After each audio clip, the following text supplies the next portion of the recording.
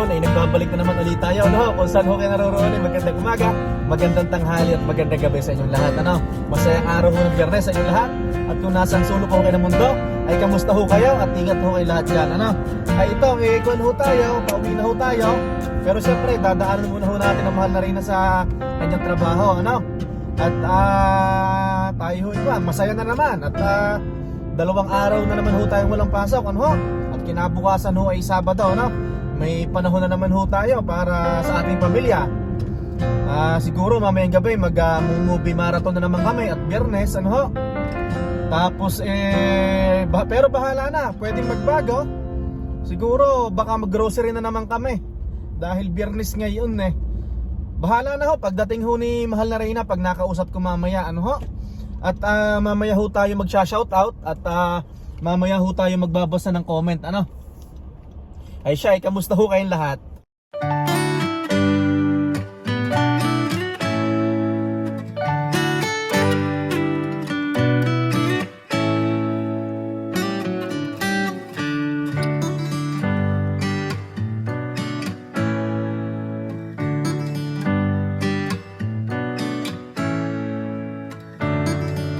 Aba ay ngayon ay kuwan, Biyernes December 13, ano ha? Aba, ay Biyernes 13 pala. Ilang days na lang at kuwan na ho, Pasko na. Pero syempre talaga hong kahit naman ho sino magsabi, ano, nakagaya ko na narito sa abroad, iba pa rin ho ang Pasko dyan sa atin sa Pilipinas, ano ho, talagang ramdam na ramdam ho talaga, ano, ang Pasko dyan ho sa atin. Dito ho kasi kuwan ho, ano ba ito, parang late na yata mag-signal yun ay dahan-dahan. Pasensya na ho, naputol tayo. Saan ho ba tayo naputol? Mas masarap ho ang Pasko sa atin, ano? Yun ho na may base sa opinion ko. At saka syempre sa mga nakakakwentuhan ko ng mga kaibigan at katrabaho, ano?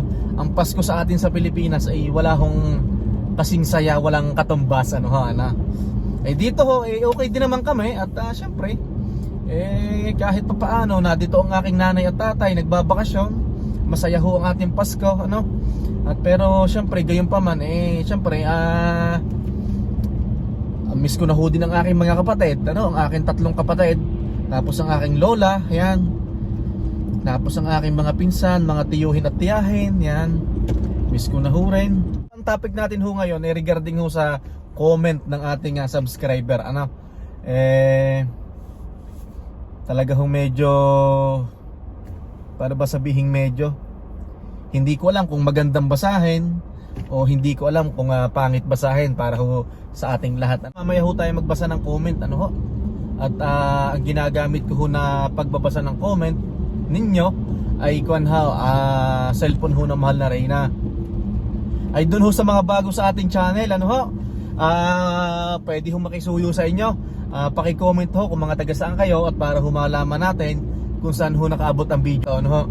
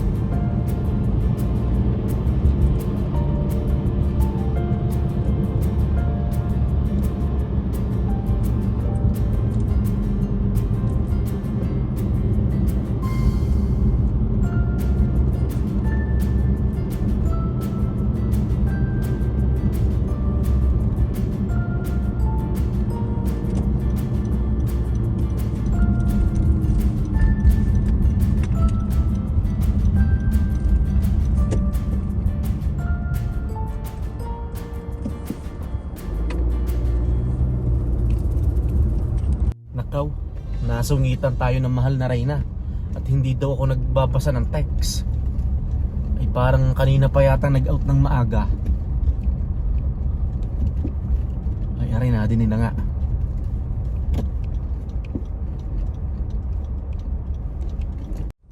Aray, dadaanan natin din eh. Laging sa likod ko yung sinusundo eh. Ngayon ay na dito sa harap.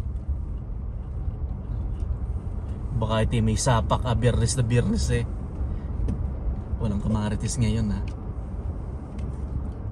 Mag-hi ka muna. Yan, ano pang text mo sa akin? Hindi ko nababasa, dire-diretso ako eh. Bago mag 2:30, nag-text na ako. Sabi ko, asawa ko. So early out ka? Hindi, 2 Ay, di o'clock ba- ako ngayon. 6 to 2 ako. Ay, 6 to 2 ka nga pala. Sa isa ko pumasok eh. Okay. Ayun, mag-hi ka muna dyan. Yan, ay magbabasa muna tayo ng comment. At ako hahanap ng magparking ako kahit mga ilang minuto din eh. Magbabasa muna tayo ng comment. Ay, hindi. Saglit Doon lang. na lang. Doon na lang, no? Ang init. Mainit? Sobrang lakas ng heater mo. Ay, hindi, mababa na nga ang hater ko ah. O, sa mukha kasi nakaharap. Ayusin mo.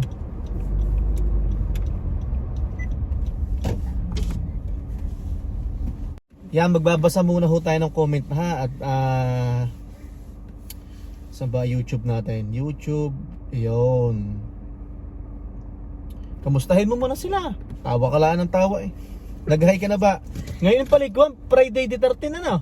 Ah, talaga? Oo, Biyernes 13. Swerte yan, swerte. Swerte, yan. Huwag tayo maniniwala sa malas, laging Yan, swerte. Swerte yan. Saglit, tayo magbabasa ng comment.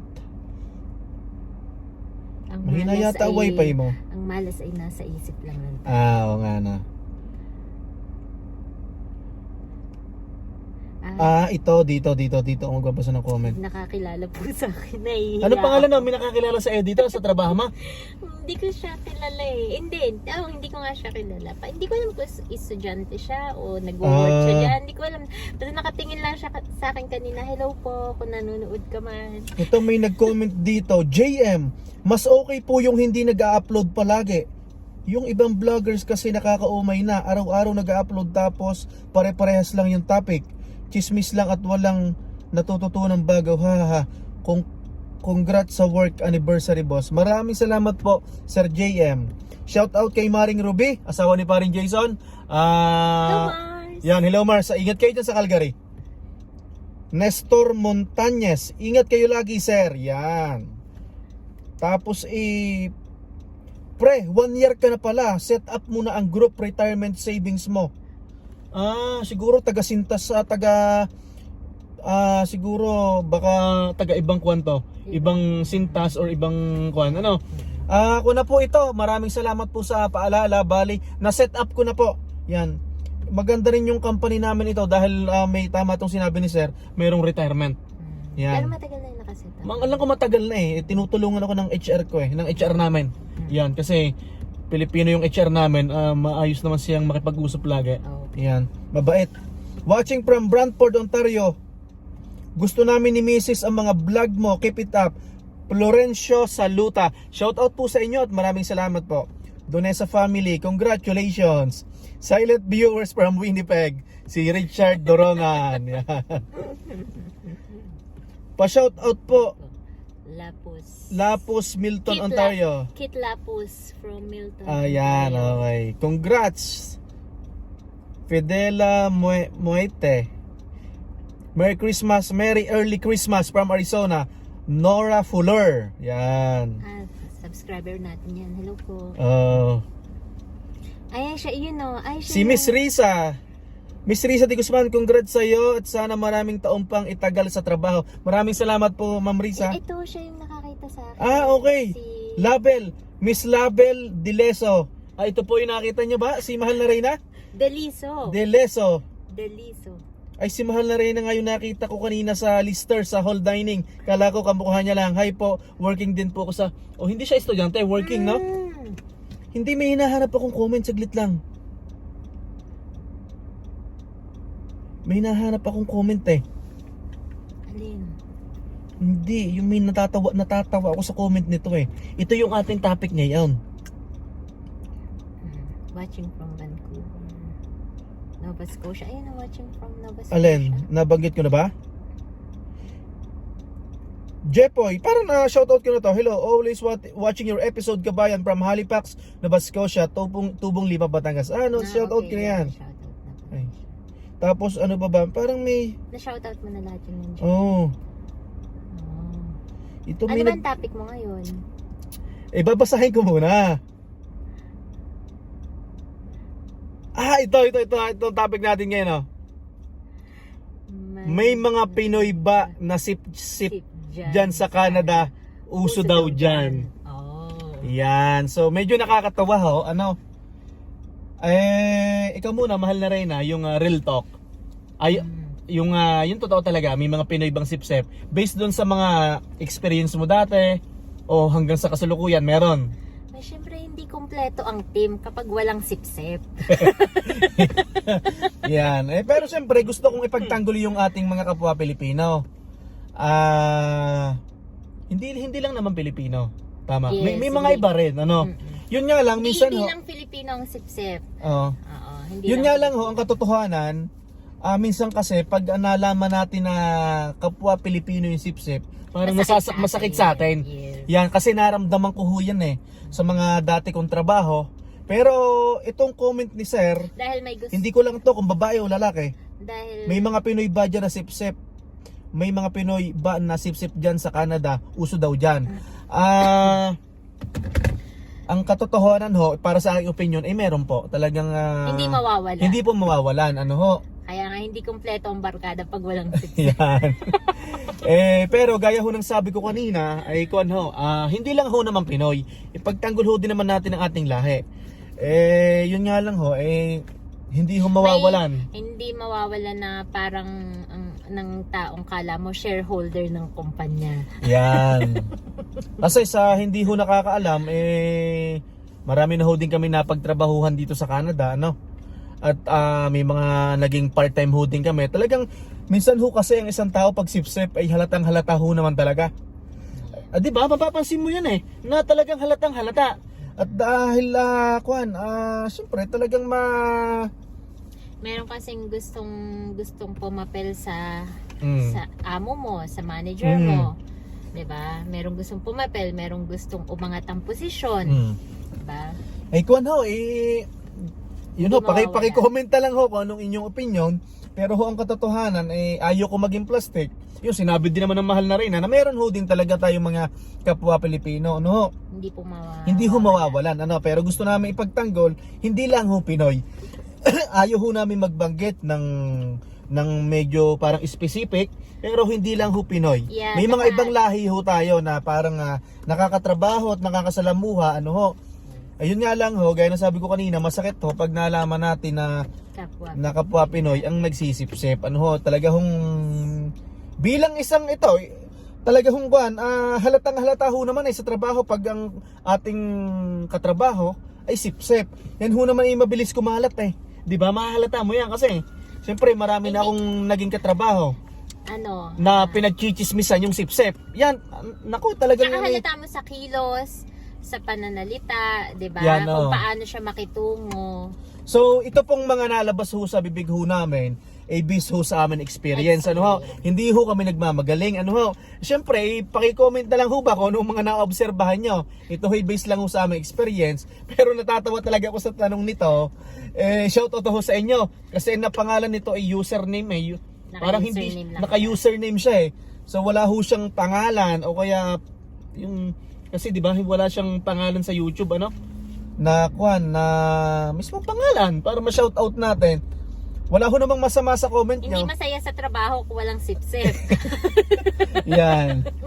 Pero kung ako tatanungin nyo, ako ho naman lalaki sa lalaki, ay ako ho naman hindi sa nagbubuhat ng sariling bangko, ay hindi ho ako sip-sip sa trabaho.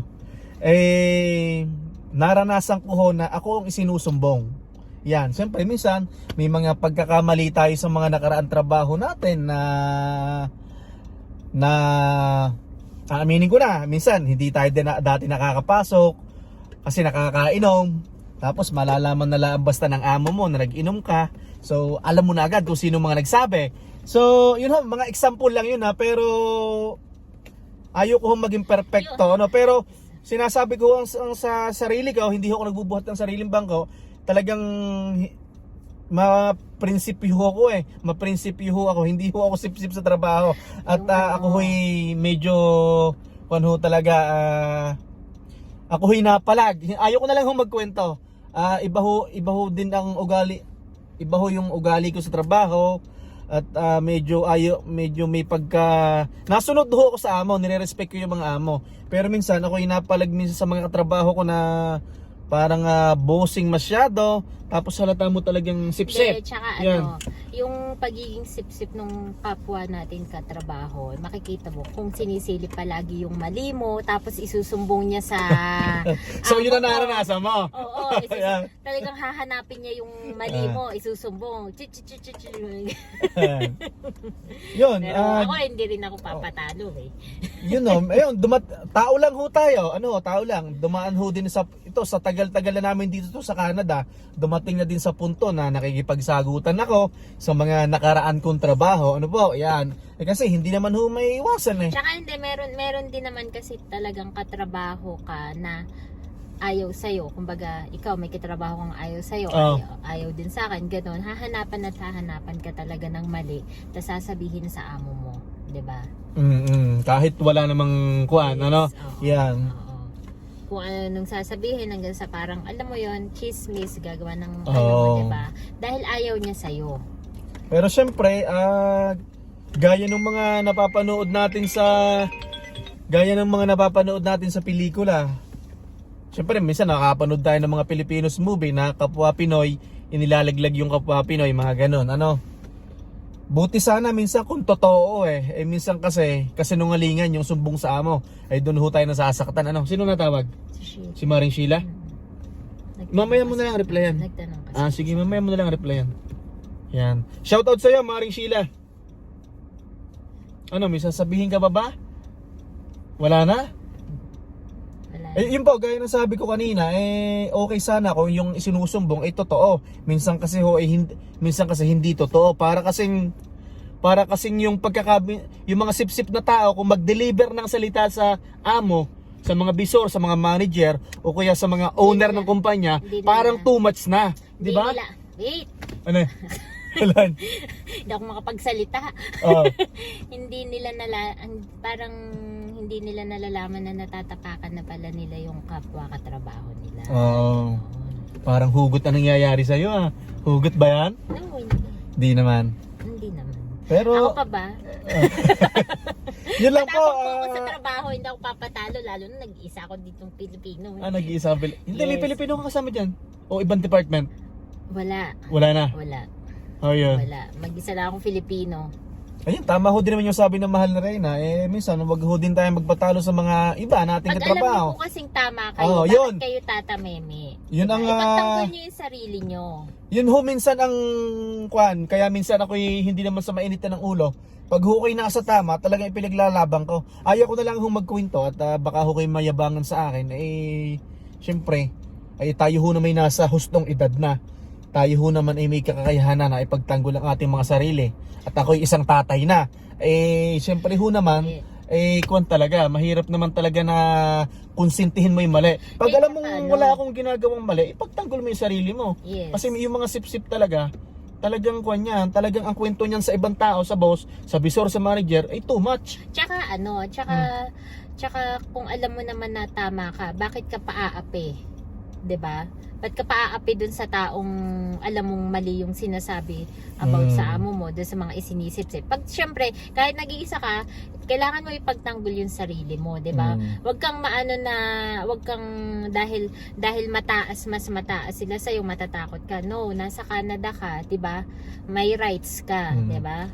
May mga labor tayo, mahal na Reyna, diba? masakit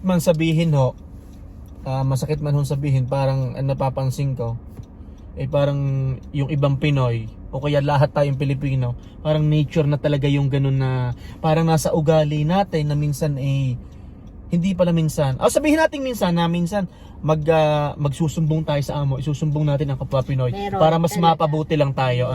So, nasagot ko na po ang tanong niyo. ang katotohanan ho, dito ho sa Canada ay talagang may mga ganun hong kapwa tayo Pilipino.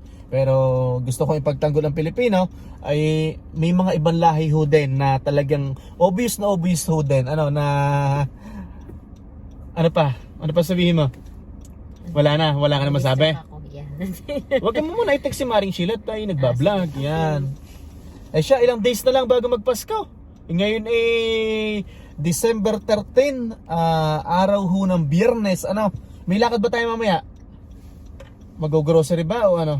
O matulog na lang muna tayo bago mag-movie? Sa bahay lang tayo. Sige, tas mag-movie na lang tayo, Netflix ano? Ayun lang ho at pasensya na ho tayo. Pasensya na ho kayo sa aming topic na nabuksan at talaga ako'y nung binabasa ko ang comment ay ako'y natatawa. At kaunting kuwan lang naman kwentuhan ano ho. Yan. Hindi talaga mawawala yung mga sip-sip na ganyan. Aminin na natin. Tapos hindi ko ho alam doon sa mga sumusubaybay ho ng vlog ko kung may nakapansin itong parang 2 weeks ago may upload ako na parang nagluluto ako. Eh meron ho kasi nag-request na ating subscriber na alam nilang kusinero daw ako kung wala na daw akong mai-upload minsan at kahit isa lang daw isang mabilis lang daw na kuwan na vlog sa pagluluto. Kasi ang sabi ko sa kanila, mahal na Reyna, pasensya na kung hindi ako nakakapag-vlog. Minsan kasi sa isang linggo, isang beses lang ako mag-upload. Kasi po busy po. Oo, ay ang message sa akin sa Messenger, sabi sa akin, tol, mag-upload ka na lang nung kahit regarding sa pagluluto para naman at least may mapanood kami. Ayun nga ho, nagluto ako nung nakaraang sinigang. Eh kung lang naman siguro mga 8 minutes yata yun na videos. Ayos din. Ay siya, maraming salamat ho sa inyong lahat ano.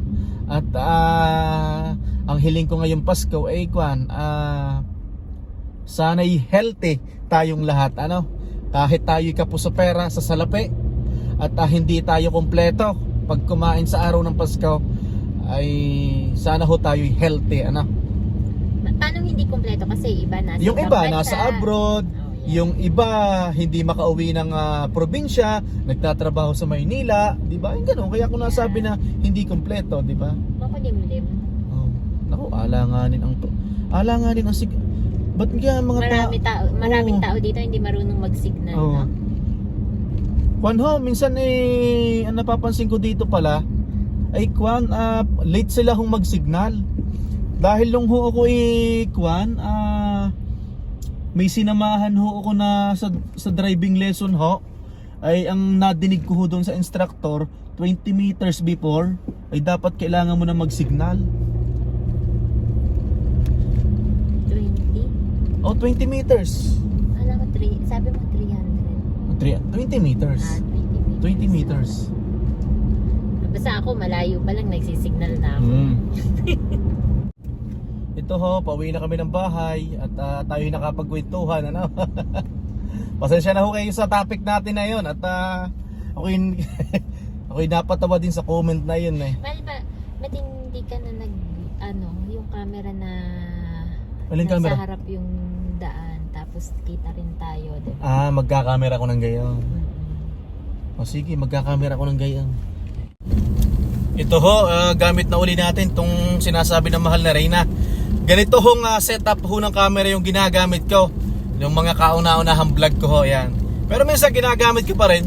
Yan, nung bago tayo na pinapakita mo yung Edmonton. Yan, nung bago lang kami dito sa Edmonton, nung nag-travel kami ng 8 days, ano ho, yan.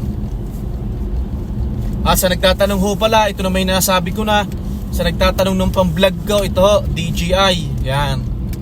Ito ho yung kung tawagin ay gimbal. Yan. So okay naman to. Ito ho yung pag ako'y naglalakad o kaya nakaharap sa akin. Yan. Ano, may sasabihin ka ba sa kanila, mahal na Reyna? Pinapainit mo lagi yung upuan ko. Lagi ko niluloko, mahal na Reyna, dahil aring aming upuan ay may heater. Ay lagi kong pinapainit yung upuan niya. Pinatay ko na kaya pala may Magkano ang taas ng gasolina? $1.38, tama? Huwag muna tayo mag-gas ha. Ang taas. Sa Costco na lang. Hindi, mataas nga ang gas eh. Ba't wala na bang gasolina? Siguro 2 days pa to. Huwag na muna. Yan, okay. Nagluto kaya ang ama? Ano kayang ulam? Nako, may sunog yata. May sunog nga, bombero yun eh. Ito, malapit na ho tayo sa bahay. Medyo looban itong sa amin. Kaya yung snow ay hindi makuhan, ma-plow, ma-loader ang snow, kaya hindi matanggal agad.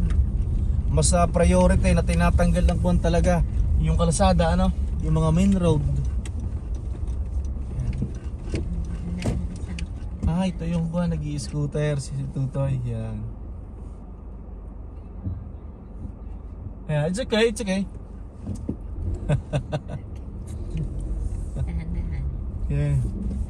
Thank you. Ay, ito, dito na ho kami sa bahay. Tulog muna, no? Tapos pagising natin, ano tayo movie? Ano bang latest ngayon sa Netflix? Sabi nga ni Kes, wala daw. Walang Alam mo latest? naman yung anak mo. Halos napanood niya lahat sa Netflix eh. Kasi pag may bago sa Netflix, nakukuha niya na papanood na niya. Syempre, hindi ho matatapos. Abay, dito ko sa tabi ko. At syempre, hindi ho matatapos ang araw na to na hindi ho kami nagpapaalam sa inyo. Kung saan ho kayo naroroon ay magandang umaga, magandang tanghali at magandang gabi sa inyong lahat. Ingat ho lahat. God bless everyone. Bye-bye! Dito na ho kami sa bahay, oh. Taas na ng snow. Pero hindi naman nag-snow ngayon at medyo tumaas ang temperatura. Hindi masyado malamig. Ano kayang ulam? Tignan niyo ang bubong namin. Ano kayang ulam natin? Tanong mo sa'yo ako ng ulam. Ang bubong namin iko na. Takulog na eh. Puti. Taas ho na rin, oh.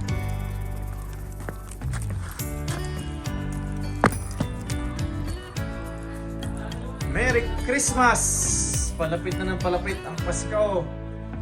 Yan. Ito ang aming Christmas tree.